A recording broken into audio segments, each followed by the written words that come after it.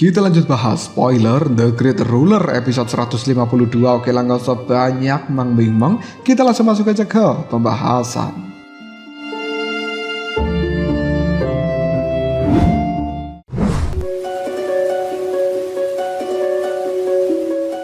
Muchen dan juga Zantel Yuri telah berhasil mendapatkan harta karun dari reruntuhan kematian, dan juga mereka telah bekerja sama dengan cukup baik hingga menghasilkan 60.000 cairan spiritual dari pavilion ilahi. Setelah berhasil mengalahkan orang-orang pavilion ilahi dan juga istana Swantian, Muchen memutuskan untuk segera pergi. Dia dan juga pasukannya mulai mendarat di sebuah gunung dan memutuskan untuk memulai kultivasi menjadi seorang master formasi roh pertempuran. Para pasukan dari alam Daluo yang mendengarkan hal seperti ini pun langsung setuju untuk melindungi ketika Muchen berkultivasi. Di sisi lain, Muchen mulai masuk ke dalam sebuah goa dan menutup pintu goa itu agar dirinya bisa berkonsentrasi di dalam kultivasinya kali ini. Sekarang Muchen ingin mencoba melakukan terobosan ke tingkat kelima dan menguasai metode visualisasi penjara petir 9 kesengsaraan. Muchen yakin jika menggunakan bantuan dari cairan spiritual, maka tingkat kekuatannya pasti akan melambung tinggi hingga berhasil menerobos tingkat kelima. Masing-masing dari mereka telah mendapatkan cairan spiritual hasil keuntungan reruntuhan kematian. Muchen memperoleh 20.000 tetes, sementara para raja yang lainnya mendapatkan 10.000 tetes. Setelah berkultivasi selama setengah hari, mata dari seorang Muchen perlahan mulai terbuka. Dia bisa merasakan jika energi spiritual di dalam tubuhnya sudah mencapai puncak tingkat keempat. Setelah merasakan hal seperti itu, Muchen segera mengeluarkan cairan spiritual yang berubah menjadi kabut dan mulai masuk ke dalam tubuhnya. Dia bisa merasakan jika cairan spiritual ini benar-benar membuat energi spiritual di dalam tubuh Muchen berpacu dengan cepat. Muchen yakin jika 20.000 tetes cairan spiritual di dalam tempat ini setara dengan 200.000 tetes cairan spiritual tertinggi yang dia dapatkan di luar sana. Mungkin inilah satu hal yang membuat banyak pasukan alam utara berbondong-bondong datang menuju perang perburuan. Tidak ingin berlarut-larut di dalam pikirannya, Muchen memutuskan untuk segera mengganti segel di tangannya, dan segel ini berubah menjadi api abadi berwarna ungu hitam yang langsung memurnikan seluruh cairan spiritual yang ada. Cairan ini dimurnikan hingga membentuk gumpalan kabut yang kemudian masuk ke dalam tubuh seorang Muchen. Kali ini Muchen tidak boleh gagal sama sekali, karena 20.000 tetes cairan spiritual adalah hal yang sangat berharga. Jika dia menemui kegagalan, maka harus memperpanjang waktu lagi untuk bisa melakukan terobosan ke tingkat kelima. Tidak lama kemudian asap berwarna biru mulai mengepul.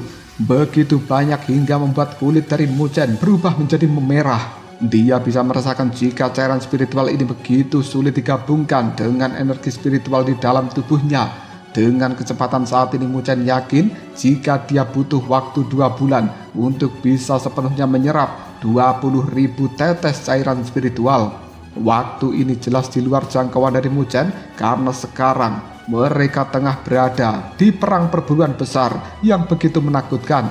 Muchen harus segera memikirkan cara lain untuk bisa memurnikan cairan spiritual dalam waktu yang singkat. Tak lama dia mulai teringat dengan kekuatan lautan tertinggi yang cukup besar.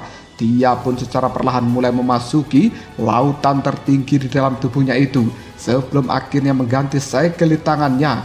Di tengah bayangan yang ada, bayangan ini adalah seni pagoda agung, peninggalan ibu dari Muchen. Pagoda ini berhasil membuat energi spiritual dan juga cairan spiritual menjadi sebuah gelombang yang besar. Hal yang menjadi alasan Muchen untuk tidak mengungkapkan pagoda ini adalah karena peringatan dari senior Linky untuk tidak menunjukkan secara sembarangan.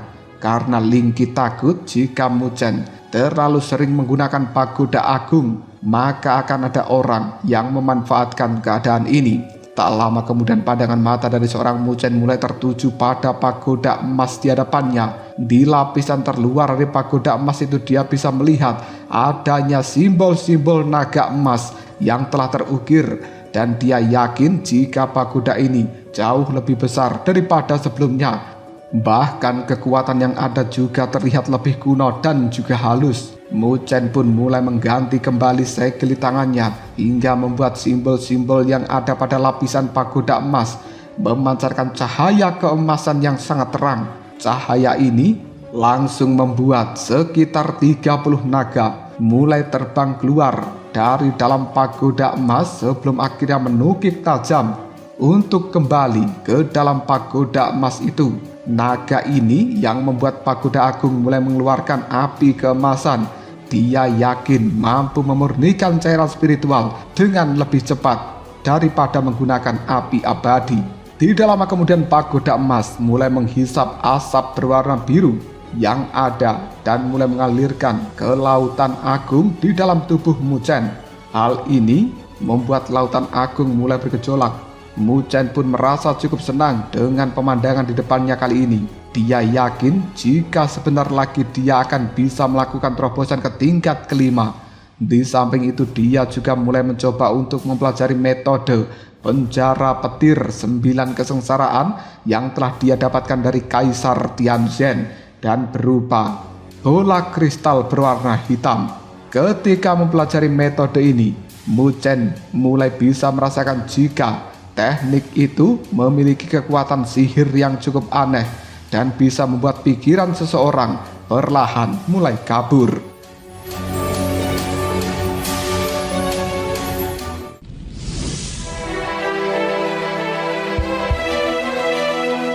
Namun Muchen cukup beruntung karena bisa mengendalikan suara petir yang terus bergema dari bola hitam tersebut.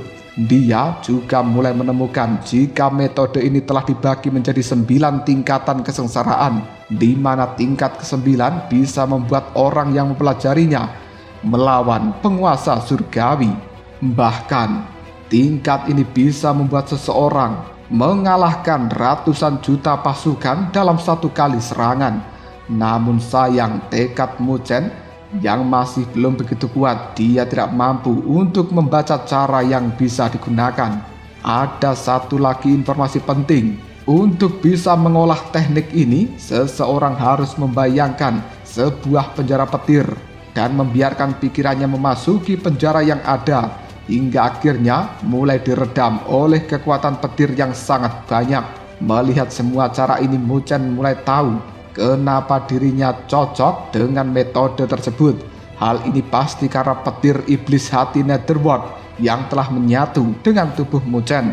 Namun Muchen masih merasa cukup sulit dengan hadirnya penjara petir. Jika penjara ini gagal dipertahankan, maka dia harus siap untuk memulainya kembali dari awal. Karena tekad yang kuat dari seorang Muchen, dia pun memutuskan untuk segera mencoba lagi. Secara perlahan dia mulai mengosongkan pikirannya, dan di dalam pikiran itu petir mulai bergemuruh di dalam kegelapan yang begitu pekat. Tak lama Muchen mulai membayangkan kilatan-kilatan petir yang telah muncul di dalam benaknya itu. Namun suara petir bertambah keras. Hal ini membuat Muchen kaget hingga penjara petir yang ingin dia bentuk pada akhirnya gagal. Tapi Muchen tidak menyerah. Dia masih memutuskan untuk mencoba sekali lagi. Dengan banyaknya percobaan, dia yakin akan bisa untuk membentuk penjara petir seperti yang diinformasikan dalam bola kristal hitam. Setelah beberapa kali percobaan, Muchen mulai merasakan kegelapan yang terus menyebar tanpa henti. Di tengah kegelapan yang ada, kilatan petir mulai menyambar. Meskipun belum berhasil, tapi Muchen mulai menyadari jika penjara petir secara perlahan mulai terbentuk.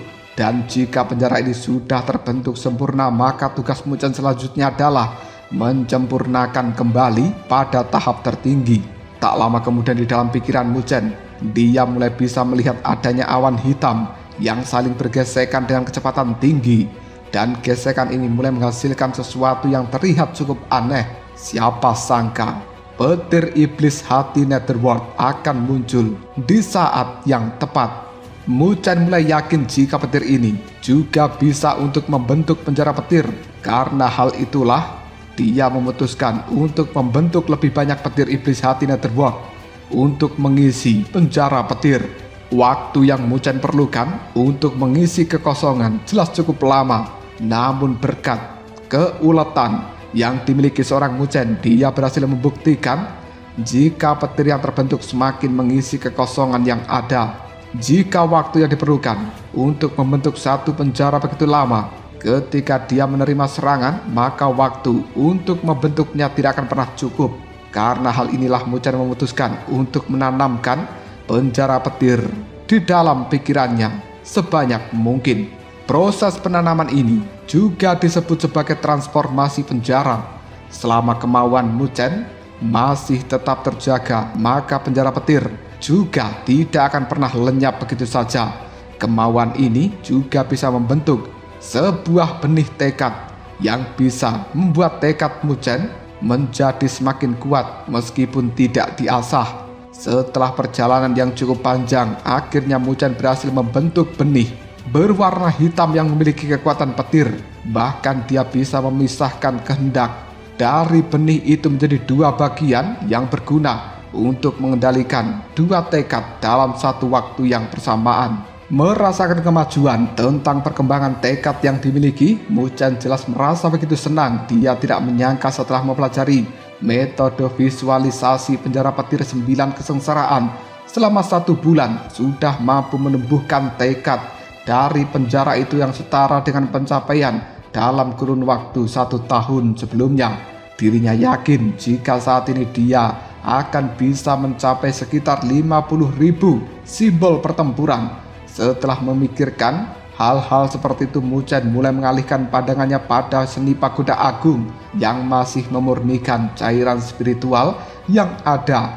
Dan Mu-Chen bisa merasakan jika energi spiritual dalam lautan agung miliknya mulai melimpah ruah hingga dia akan segera naik tingkat menjadi tingkat kelima. Namun saat ini cairan spiritual yang belum dimurnikan hanya tersisa sedikit. Mu-Chen cukup khawatir jika energi yang ada tidaklah cukup. Karena hal itulah Mu-Chen memutuskan untuk memanggil cairan spiritual tertinggi yang tersisa untuk membantunya naik ke tingkat kelima. Ketika dicek, ada sekitar 100.000 tetes. Dan Mu-Chen berharap cairan ini akan cukup untuk bisa dia gunakan melakukan terobosan itu. Setelah cairan ini digabungkan, api keemasan yang ada di dalam pagoda agung mulai membumbung lebih tinggi. Dan api emas itu membantu Mu-Chen memurnikan energi hingga menjadi energi spiritual yang menyatu dengan tubuhnya.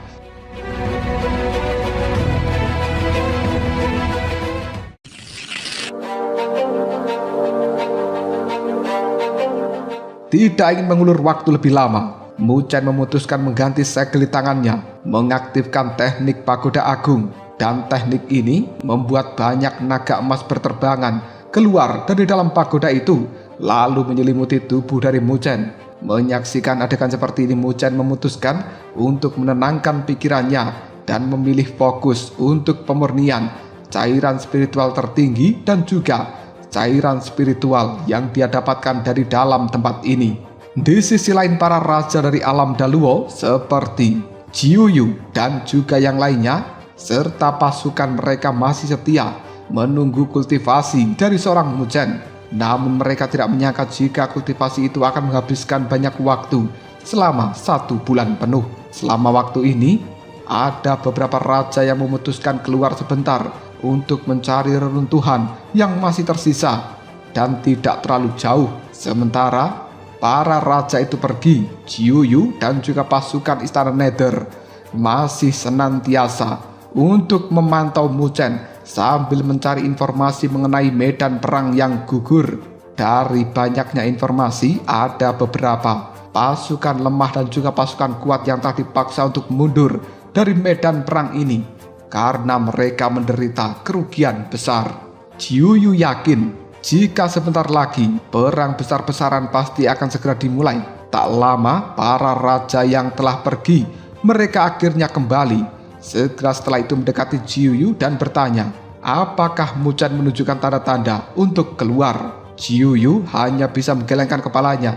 Dia juga tidak tahu kapan Mu-Chen akan keluar dari kultivasinya. Di sisi lain, Raja Lang yakin jika hasil kultivasi Mu-Chen kali ini pasti akan begitu menakjubkan. Raja Pedang Roh yang mendengarkan hal seperti itu juga setuju, namun dia cukup takut jika mereka bertemu dengan Santai Liuli dari Pavilion Ilahi, pasti akan sangat sulit untuk dihadapi. Hanya dalam kurun waktu 1 bulan, kemampuan formasi roh pertempuran dari Santai Liuli telah meningkat pesat. Bahkan dari kabar yang telah dia dengar, gadis itu sudah berhasil mengalahkan pasukan Gunung Wanseng, sehingga namanya menjadi terkenal dan bahkan lebih terkenal daripada Fang Yi. Jiu Yu ketika mendengarkan hal seperti ini hanya bisa berharap supaya Mu Chen cepat keluar dari kultivasinya dan mereka bisa berkumpul bersama pasukan alam Daluo yang lainnya. Pada saat mendiskusikan semua ini, Jiu Yu dan juga para raja yang lainnya mulai bisa merasakan adanya fluktuasi energi yang berasal dari dalam goa tempat Mu Chen melakukan pelatihan. Mereka juga sadar jika energi yang ada jauh lebih kuat daripada 1 bulan yang lalu. Hal ini jelas membuat mereka merasa begitu senang.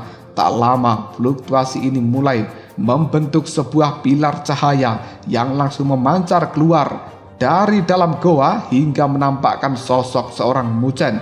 Melihat pemuda itu telah keluar dari dalam tempat pengasingan, banyak orang yakin jika dia sudah berhasil melakukan terobosan ke tingkat kelima. Menyadari hal seperti ini, mereka mulai memaklumi jika waktu yang digunakan Mu Chen di dalam pelatihan sangatlah lama. Tidak lama kemudian, sinar dari pilar cahaya secara perlahan mulai memudar. Mereka juga mulai bisa melihat mata dari Mu Chen yang terbuka secara perlahan. Pemuda itu kemudian mendekati para raja dari alam Daluo, mengucapkan terima kasih dan juga permintaan maaf karena telah membuat mereka semuanya menunggu dalam jangka waktu yang cukup lama. Dia jelas tahu jika dalam perburuan besar waktu 1 bulan itu sudah banyak hal yang telah mereka lewatkan. Para raja tidak mempermasalahkan hal seperti ini, namun mereka penasaran apakah Mu Chen sudah berhasil melakukan terobosan menjadi seorang master formasi roh pertempuran atau belum. Mendengarkan pertanyaan seperti ini, Mu Chen tidak ingin menjawab. Dia hanya tersenyum singkat sebelum pada akhirnya mengalihkan pandangannya pada kelima pasukan alam Daluo yang ada. Melihat tatapan mata Mu Chen, para raja mulai bisa merasakan tekanan dari dalamnya. Mereka cukup penasaran apakah ini adalah tatapan seorang master formasi roh pertempuran. Tak lama kemudian Mu Chen mulai melambaikan lengan bajunya. Hal itu pun langsung membangkitkan semangat juang yang ada di dalam diri kelima pasukan alam Daluo. Simbol-simbol dan juga semangat juang yang terkandung jelas lebih kuat daripada sebelumnya. Para raja ketika menyaksikan adegan ini, mereka semuanya terkejut dan tidak menyangka apabila Mu Chen saat ini bisa membangkitkan semangat juang dari kelima pasukan dengan cara yang begitu santai. Bahkan semangat juang yang terkoordinasi jauh lebih kuat. Tak lama kemudian 5 pilar cahaya berwarna-warni yang berbeda mulai muncul dari masing-masing pasukan sebelum akhirnya menyatu membentuk lingkaran warna-warni, dan cahaya dari lingkaran warna-warni ini terus mengembun hingga akhirnya membentuk sebuah tangan dengan lebih dari 10.000 simbol pertempuran. Melihat keadaan seperti ini, Mu Chen sudah bisa dikatakan berhasil menembus master formasi pertempuran 10.000 simbol sejati.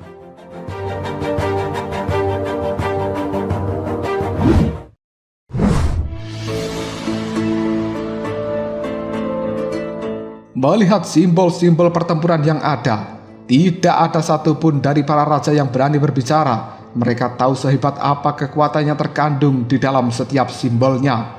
Mu Chen yang melihat hal seperti ini hanya tersenyum dengan sangat puas. Secara perlahan dia mulai memanggil masuk lagi semangat juang yang ada. Merasakan kekuatan ini, dirinya yakin jika melawan orang yang telah mencapai tingkat ke-6, Mu Chen tidak takut sama sekali. Namun sayang, seorang master formasi pertempuran hanya bisa mengendalikan kekuatan semangat juang dari banyak pasukannya sendiri. Kali ini, tanpa ragu lagi para raja mengucapkan selamat pada Mu Chen, dan hal itu membuat Mu Chen cukup puas karena menerima ucapan selamat atas keberhasilannya saat ini. Para raja juga mulai membicarakan kejadian apa saja yang telah terjadi selama Mu Chen melakukan pelatihan. Setelah mendengarkan semua itu, Mu Chen cukup terkejut dengan pencapaian Santai Liuli Namun dia tahu jika metode yang dimiliki gadis itu jauh lebih lengkap daripada teknik master formasi pertempuran yang dimiliki oleh seorang Muchen. Hal inilah yang membuat gadis Santeliuli jauh lebih cepat menjadi seorang master formasi pertempuran sejati. Raja Lisan juga menjelaskan jika saat ini banyak pasukan tingkat pertama yang mulai mencari peninggalan ahli formasi roh untuk mengembangkan hal yang sama dengan metode Santeliuli. Jiuyu kembali menambahkan jika dari informasi yang ada, Istana Netherworld sepertinya juga memiliki seorang ahli formasi pertempuran. Hal ini karena pasukan itu mampu menahan imbang Santeliuli di dalam pertempuran terakhir. Mendengarkan kata-kata seperti itu membuat Muchen mulai berpikir jika Istana Netherworld pasti memang memiliki seorang master formasi pertempuran yang baru. Bahkan ada kemungkinan mereka juga telah mendapatkan beberapa warisan sehingga menambah pengetahuan soal semangat juang. Muchen juga mendapatkan bocoran informasi apabila Pangeran Nether telah berhasil mengalahkan seorang Fang Yi. Mendengarkan kata-kata seperti ini, jelas Muchen tidak menyangka jika kekuatan yang dimiliki oleh Pangeran Nether meningkat begitu pesat. Raja Lisan kemudian menyarankan pada Muchen untuk segera berkumpul dengan pasukan alam Daluo yang lainnya. Dia yakin jika akan ada hal yang tidak terduga sebentar lagi terjadi. Mendengarkan saran seperti ini, jelas Muchen setuju. Dengan bergabungnya mereka dengan pasukan yang lain, maka kekuatan yang dimiliki dari alam Daluo juga meningkat pesat.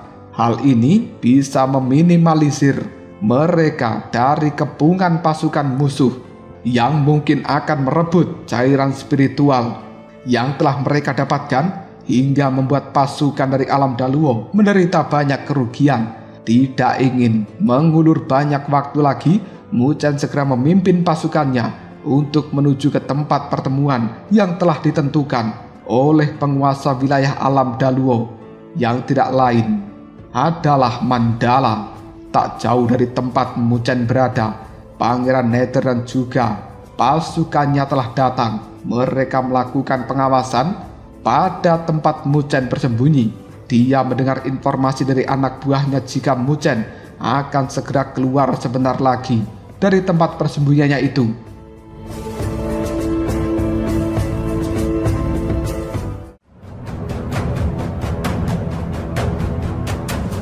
Lalu, apakah yang akan terjadi selanjutnya?